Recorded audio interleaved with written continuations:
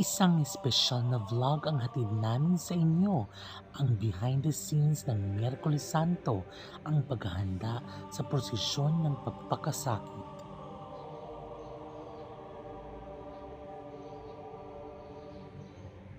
Hi guys! So welcome ngayon po ay Lunes Santo and ayusin na po natin si Betania para sa kanyang prosesyon sa Wednesday. So with me, nandito na po sa loob si Kuya James, si Angelo, si Rainiel. Yeah. So galing kayo saan? So may bangkal. May bangkal. Hulo. Hulo. Tapos mamaya sa Hardin. Yes. Hardin pa. So yeah. So quiet lang. So let's start. Yeah.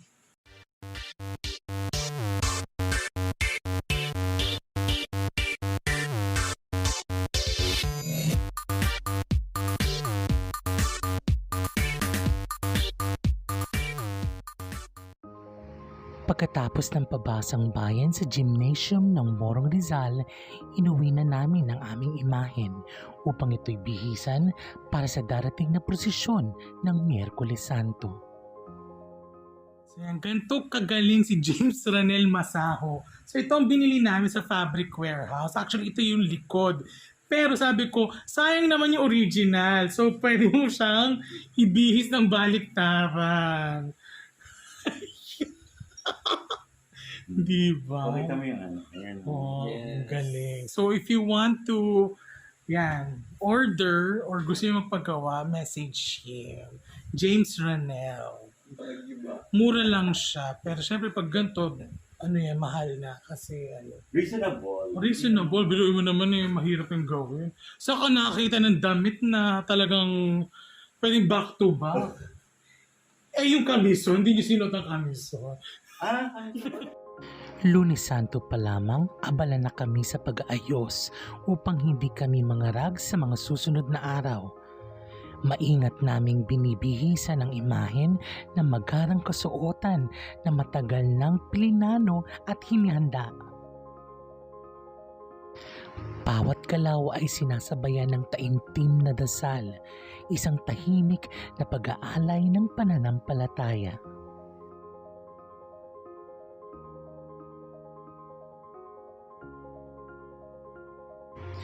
Ang inspirasyon ng damit ng aming santa ay hango sa bihis ng aming senakulo. Pinag-isipan, pinaghandaan at may malalim na kahulugan.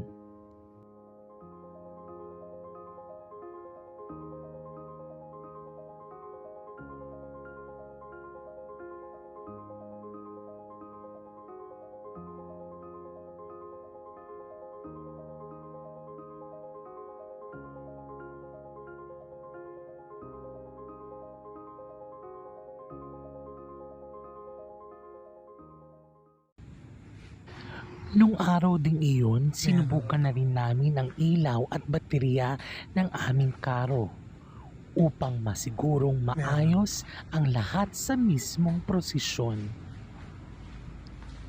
Kompleto. Lalagay ba natin ngayon sa Bitanya? Hindi po. Kailan? Bukas na po ng mga ano. Kapag meron lang ano? Oh. Kung may bulaklak na.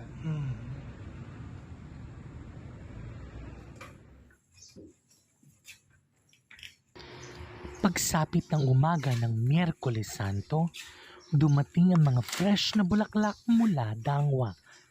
Dala ng mga magagayak na magbibigay buhay sa aming karo.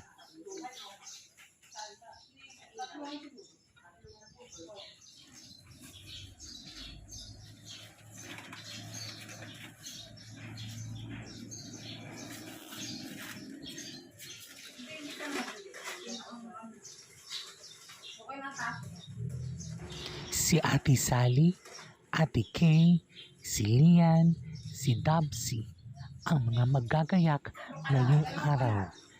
7 taon nang nag-aayos ng aming imahen.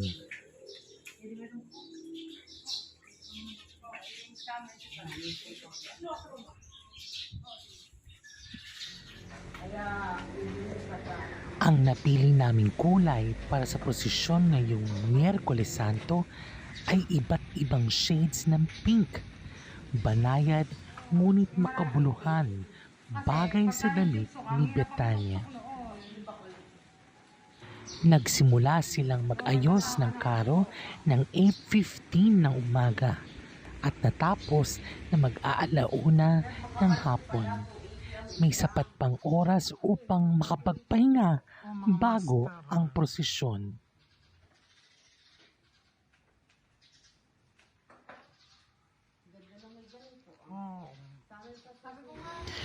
Muli maraming salamat kay Auntie Chuchi, Lola Tess at ang kanyang pamilya sa taon-taong pag-sponsor ng magagandang at fresh na bulaklak para sa imahen na Maria ng Betania.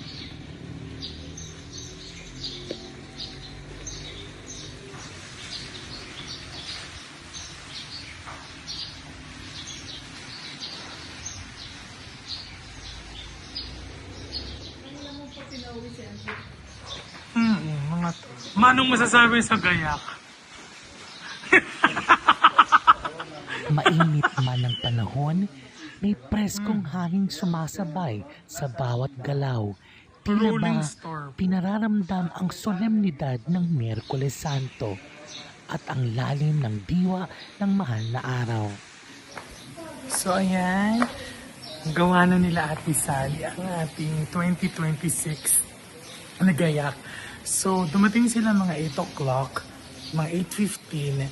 Ang problema, may defense ako. So hindi ko sila nagulatan na ako pagbalik ko dito. So yan, ang ganda. So we have the inspiration for this one and yun ang pinagayahan namin. Marami kaming pinagpilian pero ito ang nagustuhan nilang colors. So yan, medyo nagtaas ng very slight ang flowers pero hindi naman ganun ka todo-todo. So it's 1:15.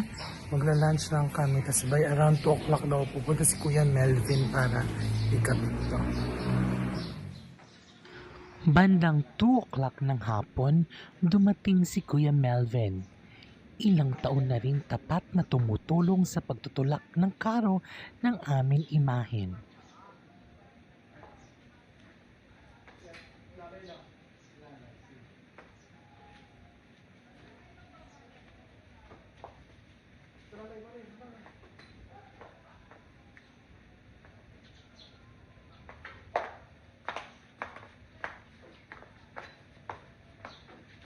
Bububungan na ito.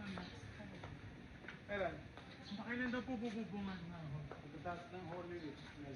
Opo, tata. Okay. Ganyan lang. Ay composition na. Iangat ko na siya dito.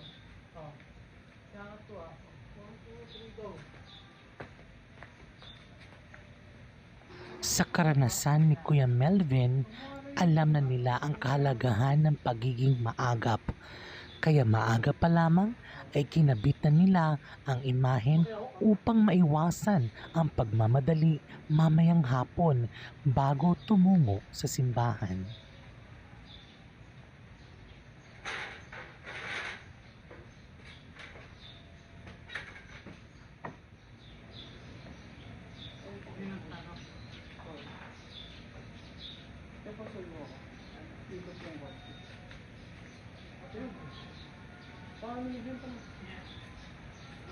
Sa tulong nila Angelo at Harvey, na tila sinadyang dumating sa tamang oras.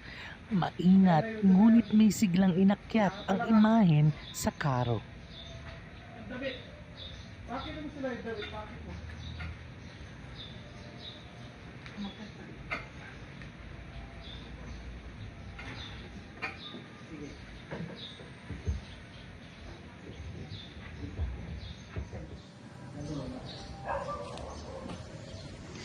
May ingay ng galaw, ng utos at ng pagtutulungan. Ngunit higit sa lahat, dama ang pagkakaisa sa bawat buhat at hakbang.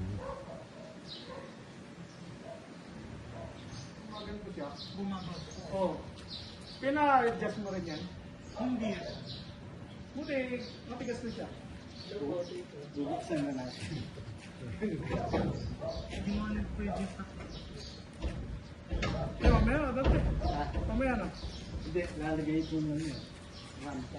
Ay, rampa. Oo. Ay, mamaya. Sige, mamaya lang. Madali na yung mamaya. Pagpunta namin mamaya pag lalabas na talaga.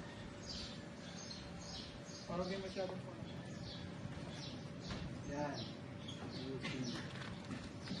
Tayo, no? Dilo ito.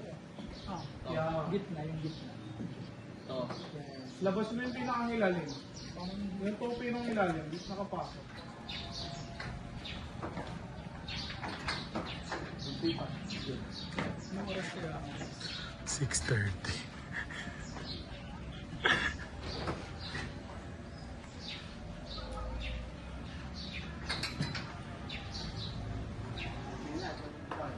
Okay. Pakyan mo na pakyan. Ano na pa naman yun. Kahit na yung layers pa mo, pwede nyo. Para makalas na. Papunta na naman ito. Pati yan, malagyan na ng grasa. Oo. Pare-pack na pati na rin. Dali lang matanggalin. Umarin.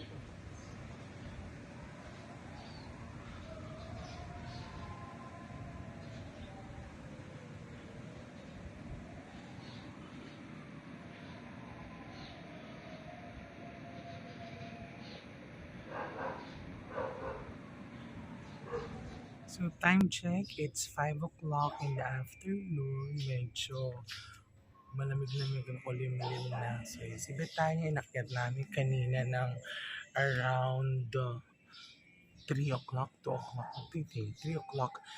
Nakatulog na ako, dumating na yung food na luto nila Ate Lorna. Mag-aayos-ayos na kami dito. Alis kami dito sa house mga around 6:30 papuntang church kasi ang procession would start 7 o'clock. So, update. Narito ang aming pagkain ngayong Miyerkules Santo. Maraming salamat sa aming sponsor, Tita Susan at pamilya, Tita May at pamilya, kina Mami, Daddy at kapatid ko, kina Tito June, Tita Ceci, Tita Milet at ang kanilang pamilya.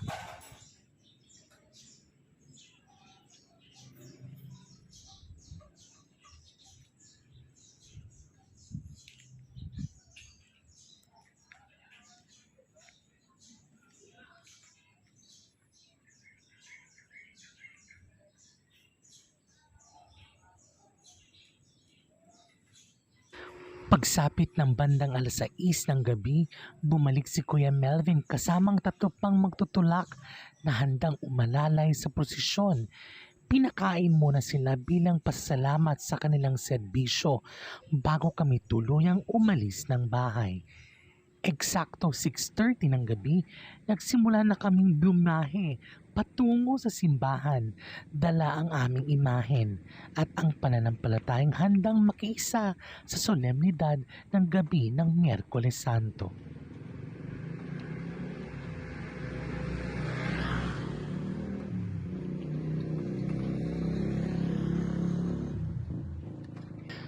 Pagdating namin sa simbahan, halos puno na ang paligid ng mga karo ng iba't ibang imahen, kasabay ng pagdagsa ng mga taong makikiisa sa prosesyon. Ayan! So yung mga si Lake and si Ino! Ayan! Ayan, picture tayo. Ayan sila.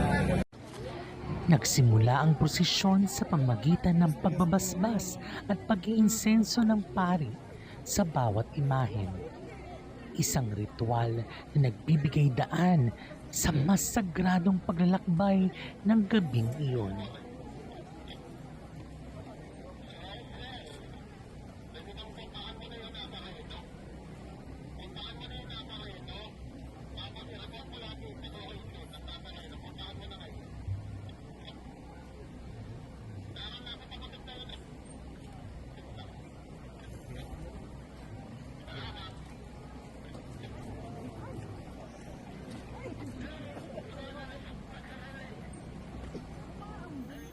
Ang prosesyon ng Miyerkules Santo, na kilala rin bilang prosesyon ng pagpapakasakit, ay nagsasalaysay ng mahalagang yugto sa buhay ng ating Panginoon.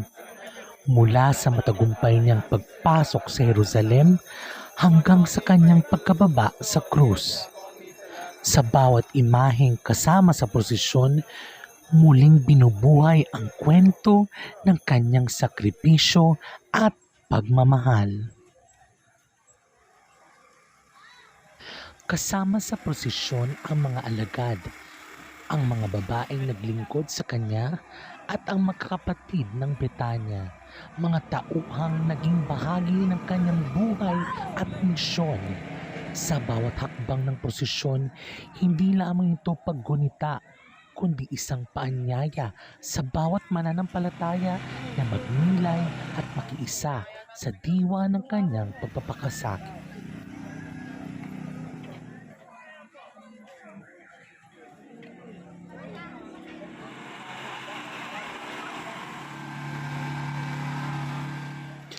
Higit kumulang 49 na imahen ang kalahok sa prosesyon ng Miyerkules Santo. Bawat isa'y may dalang kwento, papel at kahalagahan sa pagsasalaysay ng pagpakasakit ng Panginoon.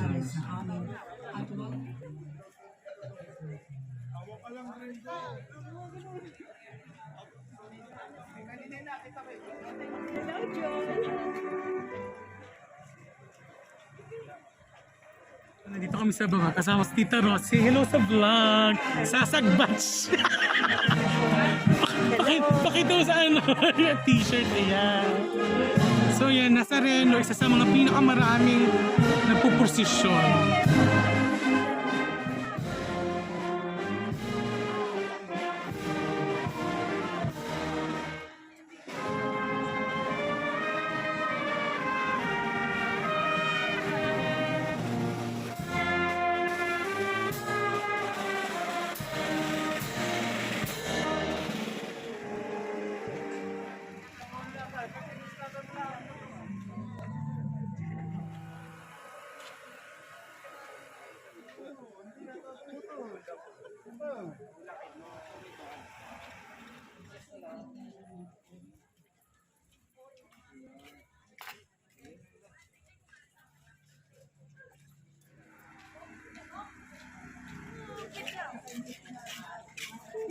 Sa bawat usad ng prosesyon, bawat hakbang ay sinasabayan ng dasal, mga panalangin at tahimik na kahilingan na inaalay ng mga deboto. So ngayon nandito kami, inaantay namin ng Nazareno at ang ina ng Hapis, magbabaw sila. Kasi usually lagi kami nasa tulay. So ngayon naman. Bago pa lang po namin sila masasaksikan. True. Katabi namin si Padre. Hello po. First time ni Padre maka-experience ng Holy Week dito sa Moro. Matutunghayan din sa prosesyon ng isang makabuluhang tradisyon ang pagyuko ng ina ng Hapis at ang Nazareno, isang tahimik ngunit napakalalim na tagpo ng pagkikita ng mag-ina na sumasalamin sa sakit, pagmamahal at sakripisyong bahagi ng istasyon ng krus.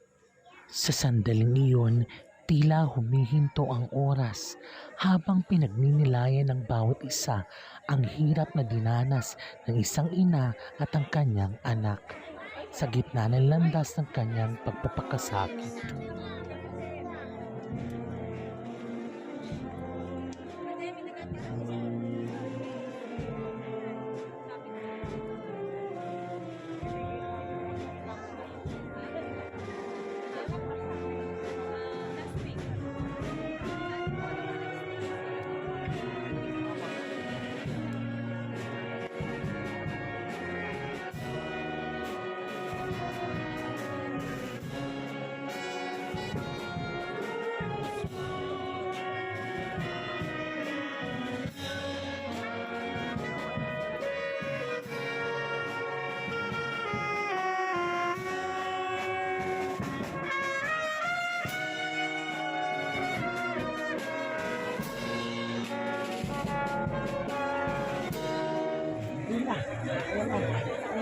Misty!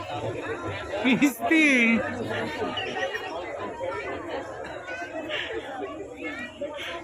Tigil po sa harapan natin ang isa sa mga imahen, si San Lazaro. Yan. Kumusta ang battery natin? Okay naman. Oo. Ano ang naisipan nyo? Bakit from generator naging battery? Walang gasolina tayo.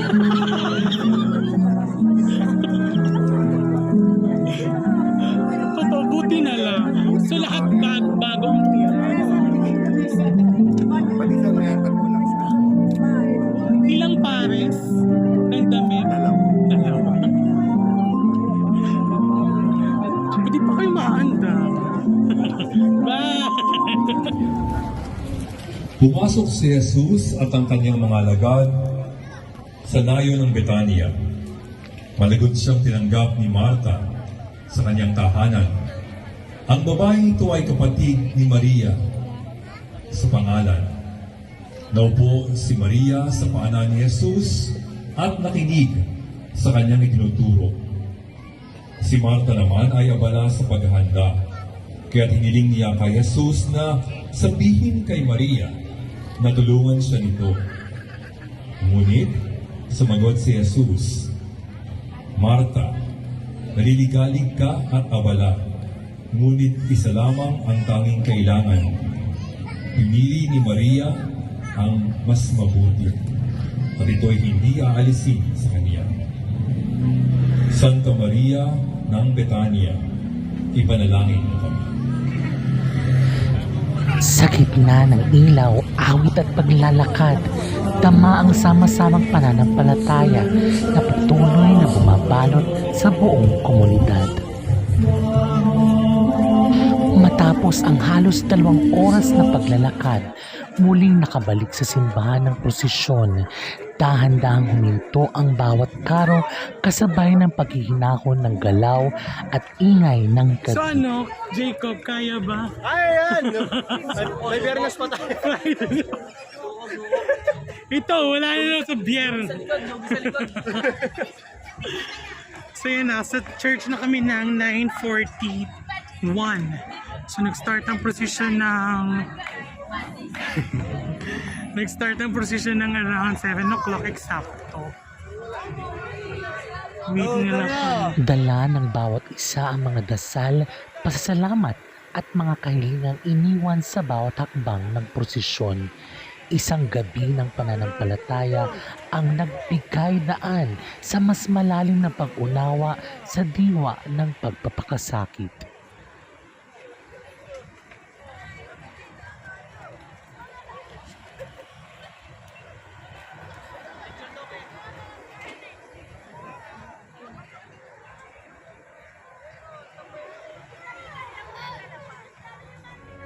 At sa pag-uwi, hindi lamang alaala ang bitbit, kundi ang patuloy na paglalakbay ng pananampalataya sa puso ng bawat deboto.